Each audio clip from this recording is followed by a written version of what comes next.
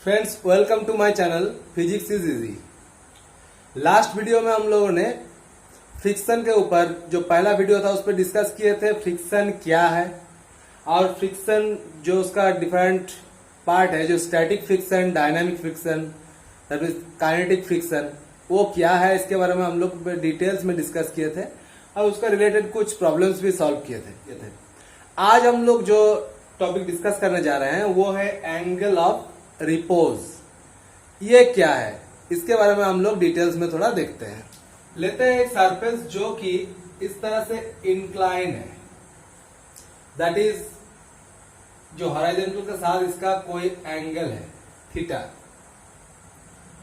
अब क्या होता है कि इस पे आखिर एक बॉडी को इस तरह से रखा जाए तो क्या होगा। इस बॉडी को इस तरह से रखा जाए तो इस पे जो जो फोर्स काम करने वाला है वो क्या है, हम लोग देखते हैं।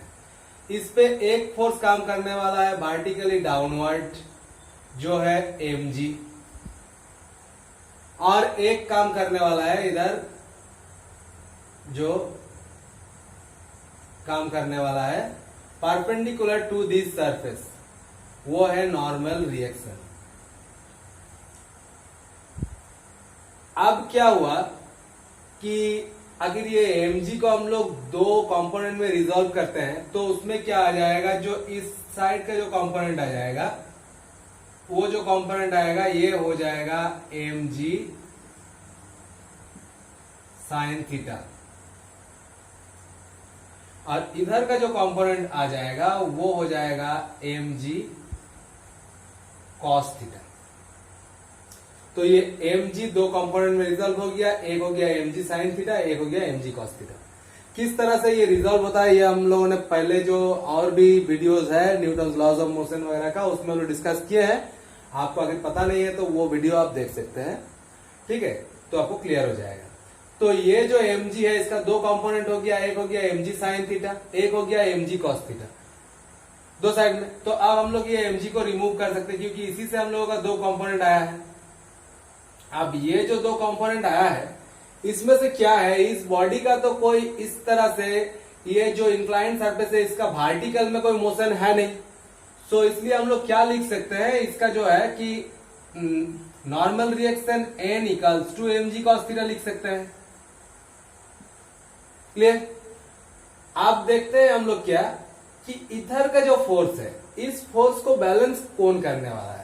इस फोर्स के लिए तो ये बॉडी नीचे का तरफ आना चाहता है, लेकिन जब भी ये सरफेस का ऊपर से ये बॉडी नीचे का तरफ आता है तो इस जगह जो फ्रिक्शन काम करने वाला है, ये दो सरफेस का जो कांटेक्ट है इसमें जो फ्रिक्शन काम करने वाला है वो इसका अपोज करने वाला है, दैट इज वो ऊपर का तरफ इधर काम करने वाला है, दैट इज ये फ्रिक्शन लिखते हैं F, जो टेंजेंशियली सरफेस के साथ काम करने वाला है जो पीछे का तरफ। अब इसका वैल्यू क्या होगा, ये जो फोर्स है फ्रिक्शनल फोर्स, इसका वैल्यू क्या होगा। फ्रिक्शनल फोर्स का मैक्सिमम वैल्यू जो स्टैटिक फ्रिक्शन का, वो हम लोग क्या लिखते हैं, उसको हम लोग लिमिटिंग फ्रिक्शन लिखते हैं। तो ये लिमिटिंग फ्रिक्शन का वैल्यू क्या होगा, ये वैल्यू F लिमिटिंग जो है इसको हम लोग क्या लिखते हैं, mu S into N, limiting friction का वैल्यू। अब n equals to mg cos theta, so mu S mg cos theta, that is ये हो गया म्यू एस mg, ये जो है ये हो गया हम लोग का mu S mg cos theta. तो नीचे का तरफ काम कर रहा है mg साइन थीटा, ऊपर का तरफ काम कर रहा है mu S mg cos theta. ये मैक्सिमम वैल्यू है इसके लिए, लिमिटिंग फ्रिक्शन का ये मैक्सिमम वैल्यू है। अब क्या होगा, इसका मतलब ये चेंज हो सकता है, अब मैक्सिमम इतना ही होगा। तो जैसे जैसे हम लोग एंगल को इंक्रीज करते जाएंगे तो क्या होगा, साइन थीटा का वैल्यू इंक्रीज करते जाएगा, यानी नीचे का तरफ का जो फोर्स है। पहले तो देखो जब एंगल और भी छोटा था उस टाइम क्या होगा, साइन थीटा का वैल्यू और भी कम था, तो इधर वाला फोर्स कम था, इसीलिए इधर वाला जो फोर्स है वो इसको बैलेंस कर रहा था। अब क्या होगा, जैसे जैसे ये थीटा, क्योंकि थीटा का वैल्यू कम होता है तो कॉस थीटा का वैल्यू ज्यादा होता है, तो ऑब्वियसली इसको इसने बैलेंस कर दे रहा था। अब क्या होगा, जैसे जैसे थीटा इंक्रीज करते गया, M G cos sine theta का जो वैल्यू नीचे का तरफ है, एम जी साइन थीटा का वैल्यू ये इंक्रीज करेगा, क्योंकि थीटा इंक्रीज करने से साइन थीटा का वैल्यू जो है वो इंक्रीज करेगा। तो साइन थीटा का वैल्यू इंक्रीज करने से क्या होगा, एम जी साइन थीटा का वैल्यू भी इंक्रीज करेगा। ओके, और थीटा का वैल्यू इंक्रीज करने से कॉस थीटा का वैल्यू डिक्रीज करेगा। तो इधर वाला फोर्स डिक्रीज करते रहेगा थोड़ा बहुत। तो इस तरह से एक सिचुएशन ऐसा आएगा जबकि नीचे का फोर्स ऊपर वाला फोर्स से ज्यादा हो जाएगा, यानी इसको जो फ्रिक्शन है, लिमिटिंग फ्रिक्शन जो एफ एल है, उसका वैल्यू भी ये क्या कर लेगा, ओवरकम कर लेगा। ओके, इसका वैल्यू भी इसने ओवरकम कर लेगा। अब जब भी ये ओवरकम कर लिया तो क्या होगा, इसका एक मोशन नीचे का तरफ आ जाएगा। तो एंगल ऑफ रिपोज हम लोग किसको बोलते हैं, मैक्सिमम जो एंगल, इस थीटा का जो मैक्सिमम वैल्यू। ओके, ये जो थीटा है इसका मैक्सिमम वैल्यू, जितने वैल्यू तक ये बॉडी इस सरफेस पे रेस्ट पे रह सकता है। ओके, दैट इज मैक्सिमम जब वैल्यू होगा तो उस टाइम क्या होगा, नीचे का तरफ आने का टेंडेंसी होगा, बट आया नहीं है, स्लाइड नहीं किया है। थीटा का वो मैक्सिमम वैल्यू को हम लोग एंगल ऑफ रिपोज बोलते हैं। जिस वैल्यू के लिए लास्टली ये बॉडी यहां पर रेस्ट पे रह सकता है, उससे थोड़ा भी ज्यादा वैल्यू हो गया थीटा का, देन ये नीचे आ जाए। तो उसी को हम लोग बोलते हैं एंगल ऑफ रिपोज। तो एंगल ऑफ रिपोज के लिए हम लोग क्या लिख सकते हैं, एंगल ऑफ रिपोज के लिए नीचे का तरफ का जो फोर्स है दैट इज इक्वल टू ऊपर का तरफ का फोर्स। तभी उसमें क्या होगा कि टेंडेंसी होगा नीचे आने का, लेकिन आ नहीं रहा है। तो एंगल ऑफ रिपोज के लिए हम लोग लिख सकते हैं M G sine theta equals to क्या होगा, mu S M ji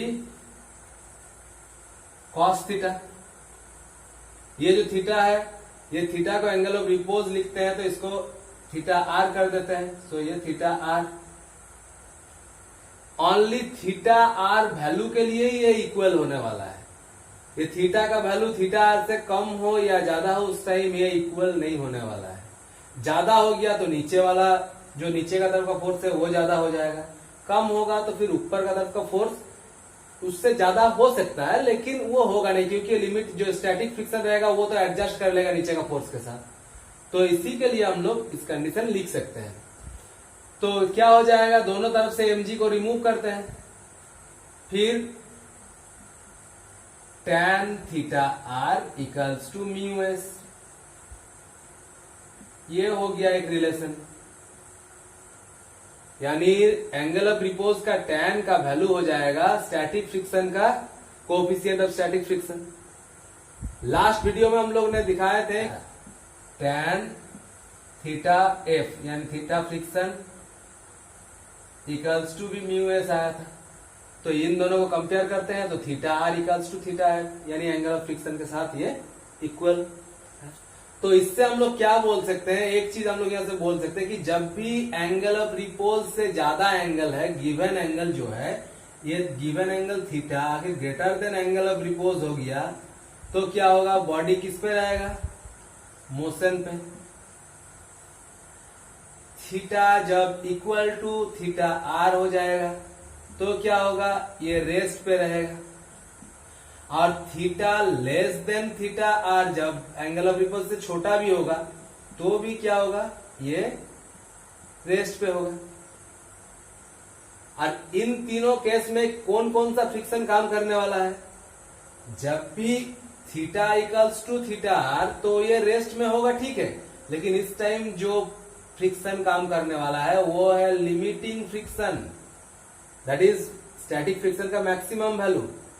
but जब theta less than theta R होगा तो उस टाइम क्या होगा, स्टैटिक फ्रिक्शन काम करने वाला है, दैट इज ये तो रेस्ट में ही है, लेकिन फ्रिक्शन का जो है इसका मैक्सिमम वैल्यू नहीं है, वो अप्लाइड फोर्स जैसा है उसके साथ ही इक्वल है। और ये जो है इस केस में तो मोशन स्टार्ट हो गया, तो इसमें काम करने वाला है काइनेटिक फ्रिक्शन। जब भी हम लोग कोई प्रॉब्लम सॉल्व करने वाले हैं तो उसमें हम लोग को देखना है कि ये बॉडी मोशन में है या नहीं। तो उस हिसाब से हम लोग उसको देख सकते हैं और उसका जो मोशन हम लोग कैलकुलेट कर सकते हैं। तो अब हम लोग चले जाते हैं प्रॉब्लम्स में कि जिसको हम लोग कैसे सॉल्व कर सकते हैं, क्या कर सकते हैं, नहीं कर सकते, ये हमको देखना है। ले लेते हैं पहला प्रॉब्लम। इसमें क्या लेते हैं कि ये एक इंक्लाइन प्लेन है जो 60 डिग्री एंगल में है। इसमें इसका ऊपर एक बॉडी है और इस सरफेस का, ये जो बॉडी और इस सरफेस के साथ जो है, इसका एंगल ऑफ रिपोज है 45 डिग्री थीटा। तो इसमें निकालना है कि इस बॉडी का स्टेट क्या है, दैट इज ये रेस्ट में है या मोशन में है, और acceleration of the body, body का एक्सलेशन निकालना है। तो फिर इस बॉडी के लिए क्या होगा, ऊपर का तरफ हो जाएगा n, इस बॉडी का मास ले लो m, तो इधर हो जाएगा, मैं डायरेक्टली लिख देता हूं mg cos थीटा यानी cos 60। इधर ले लेते हैं mg sin 60। m का कुछ वैल्यू ले लेते हैं, m का वैल्यू ले लेते हैं, मास ले लेते हैं 2 किलोग्राम, और g ले लेते हैं, g का वैल्यू ले लेते हैं 10 मीटर पर सेकेंड स्क्वायर लेके हम लोग चलते हैं। तो इसके लिए क्या होगा, जो mg था उसको दो कंपाउंड में रिजोल्व कर दिया, mg sin 60 and mg cos 60। तो इसका वैल्यू कितना हो जाएगा, m2 g10 cos 60 half equals to 10 newton. इधर के लिए जो हो गया, ये हो गया कितना, 2 इंटू 10 इंटू साइन 60 यानी √3/2। सो 2 कट गया, ये हो गया 1.732 इंटू 10, सो 17.32।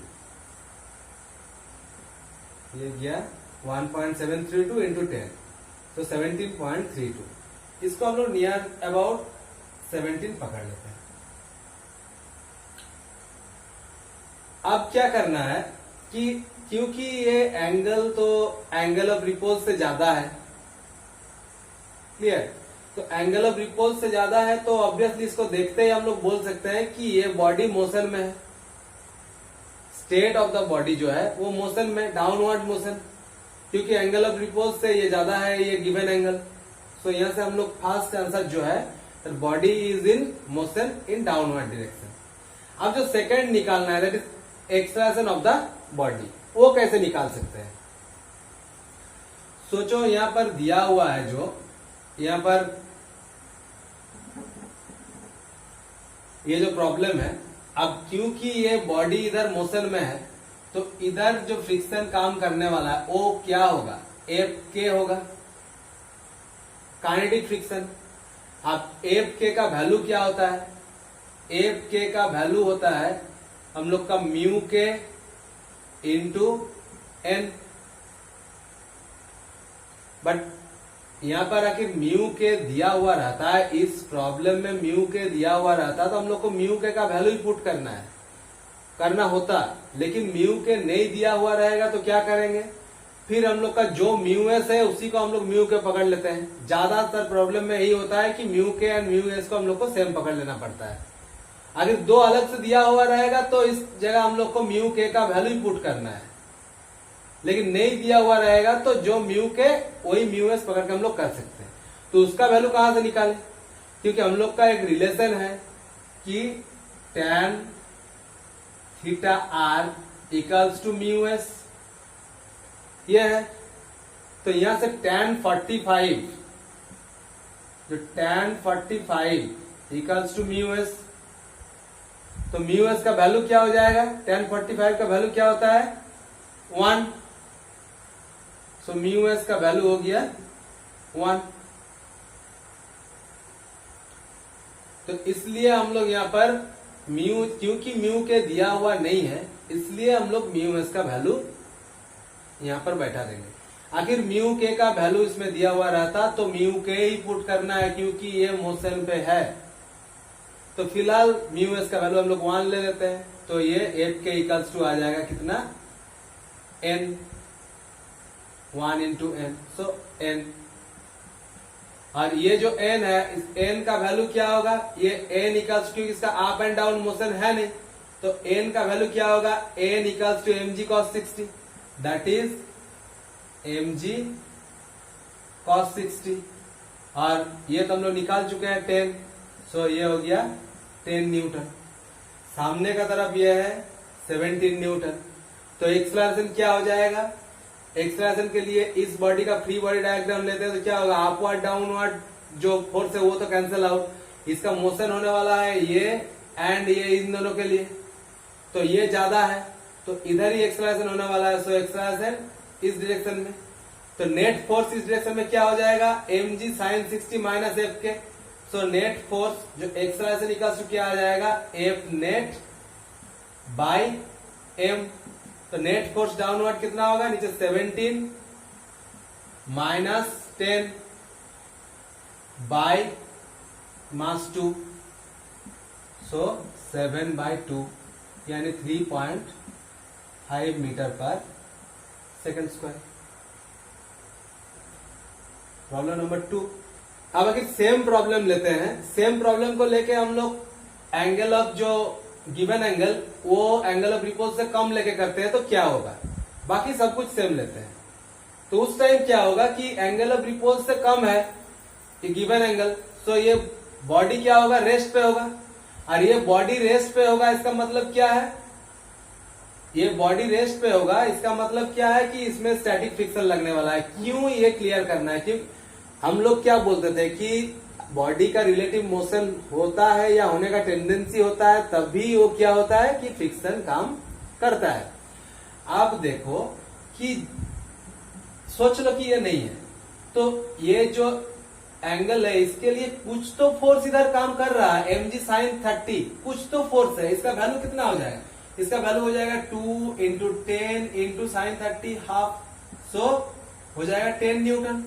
तो 10 न्यूटन फोर्स जो काम कर रहा है, यहाँ पर अगर कुछ भी फ्रिक्शन नहीं होता तो इस फोर्स के लिए, तो नेट फोर्स के लिए डाउनवर्ड आने वाला है, लेकिन ये आ क्यों नहीं रहा, क्योंकि इधर कुछ फोर्स है। अब ये जो फोर्स है इसको हम लोग को निकाल के देखना है कि ये जो फोर्स इसका वैल्यू क्या होता है। देखते हैं यहाँ पर, ये 2 इंटू इसका वैल्यू भी निकाल लेते हैं, 10 इंटू √3/2 cos 30 √3/2, तो ये हो जाएगा 17.32 यानी नियर अबाउट क्या बोल सकते हैं 17 न्यूटन। तो अब क्या होगा कि हम लोग लिमिटिंग फ्रिक्शन निकालते हैं। लिमिटिंग फ्रिक्शन का वैल्यू कितना होता है, एफ एल जो है लिमिटिंग फ्रिक्शन, इसका वैल्यू कितना होता है, म्यू एस इंटू एन। अब म्यू एस तो लास्ट टाइम का जैसे हम लोग निकाल सकते हैं, क्योंकि थीटा जो आर दिया हुआ है यहाँ से tan theta equal to mu S करके म्यू एस का वैल्यू 1 निकाल सकते हैं। तो ये 1 इंटू एन यानी 1 इंटू 17, तो ये आ जाएगा 17 न्यूटन। अब फ्रिक्शनल फोर्स का मैक्सिमम वैल्यू तो 17 न्यूटन हो सकता है, एफ लिमिटिंग, बट इस टाइम इसको जो अप्लाइड फोर्स है इसको बैलेंस करने के लिए क्या ये लिमिटिंग फ्रिक्शन चाहिए, नहीं चाहिए, तो इसीलिए ये स्टैटिक फ्रिक्शन होगा। स्टैटिक फ्रिक्शन जो है, लिमिटिंग फ्रिक्शन भी स्टैटिक फ्रिक्शन है, तो ये तो सेल्फ एडजस्टिंग फ्रिक्शन है। तो क्योंकि इसका काम यही है कि ये इसको नीचे जाने से रोक रहा है, इसका जो रिलेटिव मोशन इसको रोक रहा है, तो इसका वैल्यू 17 होने का जरूरत ही नहीं है। एफ एस का वैल्यू इसके इक्वल यानी 10 न्यूटन होने से ही ये सफिशियंट है कि इसको रोक के रखे। तो इस टाइम जो हम लोग को निकालना है, अगर फ्रिक्शनल फोर्स भी निकालना है, तो इस टाइम फ्रिक्शनल फोर्स कितना आ जाएगा, F S equals to 10 newton. तो इसका तो एक तो ये रेस्ट पे है, तो स्टेट रेस्ट पे है, तो एक्सलेरेशन 0। और यहां पर ले लेते हैं और एक चीज, फाइंड एफ यानी फ्रिक्शनल फोर्स। तो फ्रिक्शनल फोर्स जो है वो स्टैटिक फ्रिक्शन और उसका वैल्यू हो जाएगा 10। क्लियर। तो ये ले लेते हैं आज के लिए हम लोगों का आखिरी प्रॉब्लम, जिसमें क्या है कि एक बॉडी है जो इस इंक्लाइंड सरफेस में है with an given angle 60 degree.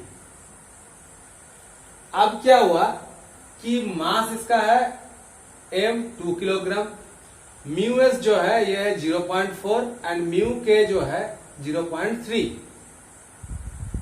तो इस बॉडी के लिए हम लोगों को क्या निकालना है कि अपवर्ड फोर्स कितना चाहिए जिससे कि ये बॉडी इस पे रेस्ट पे रहे। म्यू एस दिया हुआ है, म्यू के दिया हुआ है, और क्या है for a constant velocity of body downward, body का एक कांस्टेंट वेलोसिटी से नीचे का तरफ मूव करे उस टाइम एफ फोर्स का वैल्यू कितना होना चाहिए। और थर्ड केस क्या है कि अपवर्ड मोशन होगा इस बॉडी का विद एन एक्सेलरेशन 2 मीटर पर सेकंड स्क्वायर। इन तीन केसेस में एफ का वैल्यू निकालना है। तो वो हम लोग कैसे निकाल सकते हैं? देखो इस जगह से जो है कि क्या होगा, इधर हो जाएगा नॉर्मल रिएक्शन कैपिटल एन, इसका ऑपोजिट में जो आ जाएगा वो क्या हो जाएगा एम जी कॉस 60, ठीक है। इधर क्या आ जाएगा एम जी साइन 60 डिग्री। तो m का वैल्यू 2, g का वैल्यू हम लोग ले लेते हैं, g का 10 मीटर पर सेकंड स्क्वायर। तो 2 इंटू 10 इंटू साइन 60, तो ये आ जाएगा कितना 2 इंटू 10 इंटू साइन 60 का वैल्यू कितना आ जाएगा साइन 60 √3/2। तो ये आ जाएगा 17.32 न्यूटन। इसको हम लोग अप्रोक्सीमेटली ले लेते हैं 17.32 लेके भी काम कर सकते हैं, इसको डायरेक्ट लिखने में इजी होगा इसलिए 17 ले लिए। क्लियर? नीचे का ये कितना होगा एम जी कॉस 60 जो है इसका वैल्यू कितना आ जाएगा m2 g का वैल्यू 10 कॉस 60 हाफ, सो 10 न्यूटन। क्लियर? तो अब हम लोग जो निकालते हैं लिमिटिंग फ्रिक्शन वो निकाल लेते हैं, क्योंकि इधर जो है 17 न्यूटन का फोर्स काम कर रहा है, तो ऑब्वियसली ये बॉडी नीचे का तरफ आना चाहिए। इसको रोकेगा कौन? फर्स्ट ऑफ ऑल फोर्स तो हम लोग तब लगाएंगे जब इसको रोक नहीं सकता फ्रिक्शनल फोर्स, तब, उससे पहले तो नहीं लगाएंगे। तो फर्स्ट ऑफ ऑल दिखना है कि इधर जो फ्रिक्शनल फोर्स है वो आखिर इसको रोक सकता था तो ये तो रोक देता, लेकिन नहीं रोक सकता तो हम लोग फोर्स लगाएंगे। तो फ्रिक्शनल फोर्स का मैक्सिमम वैल्यू देखते हैं। सो एफ लिमिटिंग हम लोग निकालते हैं, वो कितना हो जाएगा एफ लिमिटिंग होता है म्यू एस इंटू एन। तो म्यू एस का वैल्यू गिवन है 0.4, एन का वैल्यू गिवन है 10 यानी 4 न्यूटन। तो 4 न्यूटन जो है वो लिमिटिंग फ्रिक्शन यानी एफ एल जो कि ऊपर की तरफ भी काम करने वाला है, ये है 4 न्यूटन। और नीचे का तरफ जो काम कर रहा है 17 न्यूटन। तो अब इस बॉडी तो ऑब्वियसली ये फोर्स नहीं रहता तो नीचे का तरफ ही आता, तो इसको नहीं आने देंगे क्योंकि इसको हम लोग का कंडीशन दिया हुआ है keeping the body at rest. इसको रेस्ट में रखेंगे। कब हो सकता है? जब upward force equals to downward force हो जाए। तो फर्स्ट केस के लिए इसका क्या कर सकते हैं हम लोग कि downward force 17 equals to upward force जो एफ एल है प्लस एफ।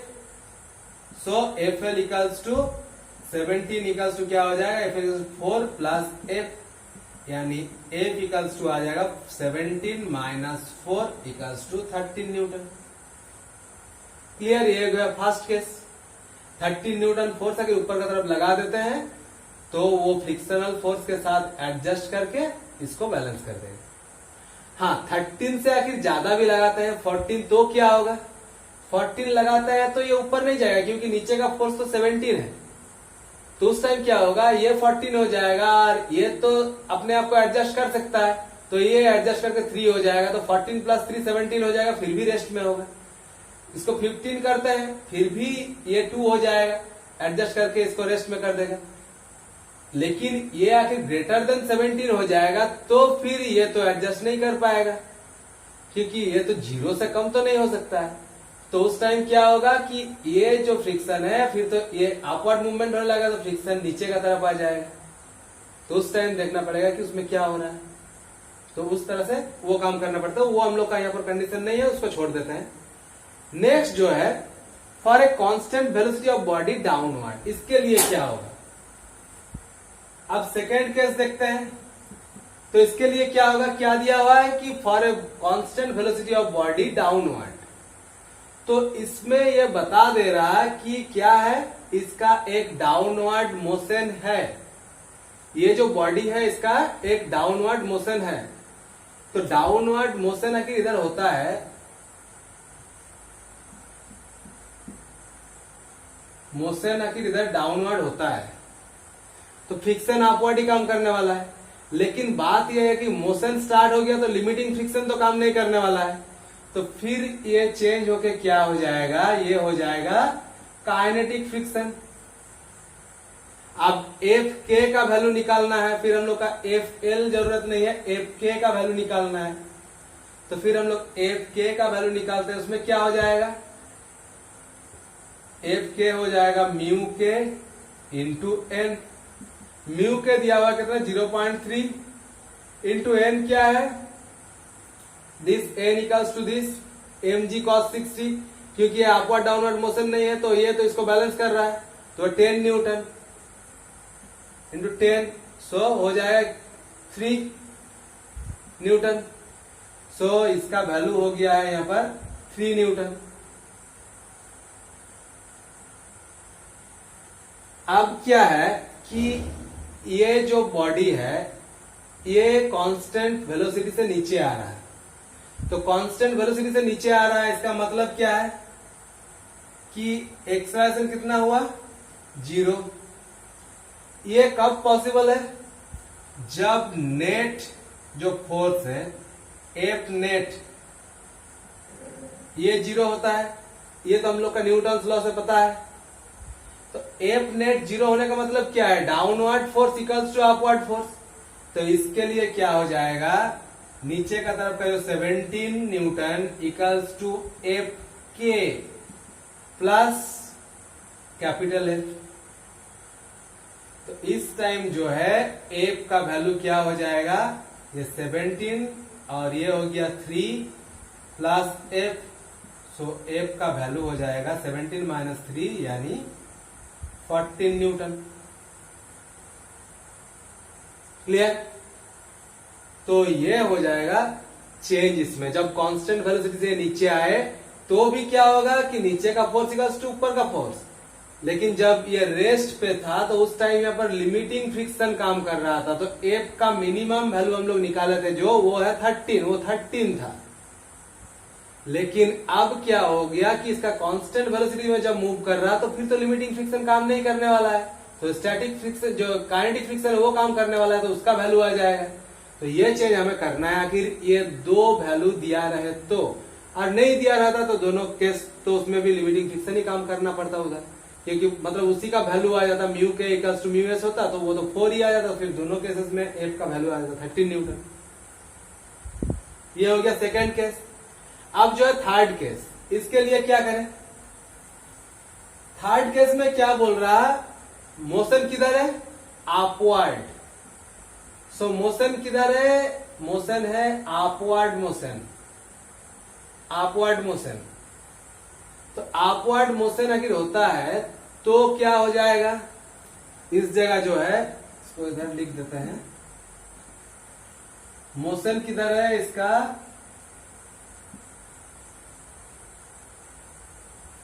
Motion upward.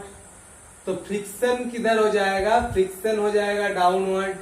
सो इधर हो जाएगा फ्रिक्शन, यहां पर लिख देते हैं। और मोशन है इसलिए फ्रिक्शन क्या काम करने वाला है, काइनेटिक फ्रिक्शन ही काम करने वाला है। तो उसका वैल्यू तो हम लोग निकाल चुके हैं 3, तो वही रहने वाला है, सेम प्रॉब्लम सेम वैल्यू। सो नीचे का तरफ ये 3 न्यूटन काम करने वाला है, तो ये ऊपर का तरफ ये 3 न्यूटन तो होगा नहीं। अब ऊपर का तरफ मोशन क्या है, विच एक्सलरेशन इक्वल्स टू 2 मीटर पर सेकेंड स्क्वायर। तो उसके लिए क्या हो जाएगा, नीचे का तरफ जो mg sin 60 जो था 17 न्यूटन वो तो काम करने ही वाला है, और 3 ये भी काम करने वाला है, लेकिन नेट जो मोशन है इसका ऊपर का तरफ है विथ एन एक्सलेरेशन 2 मीटर पर सेकेंड। तो ऑब्वियसली इधर एक्सलेरेशन है तो इधर का फोर्स ज्यादा होना चाहिए।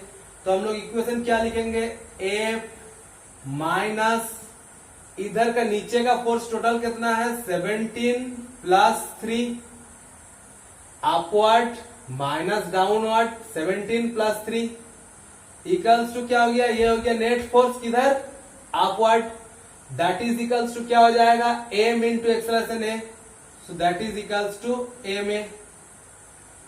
तो अब हम लोग क्या कर सकते हैं, F minus 20 equals to M कितना था 2 और ए कितना था ये भी 2, सो एफ का वैल्यू कितना हो जाएगा 20 प्लस 4 इक्वल्स टू 24 न्यूटन।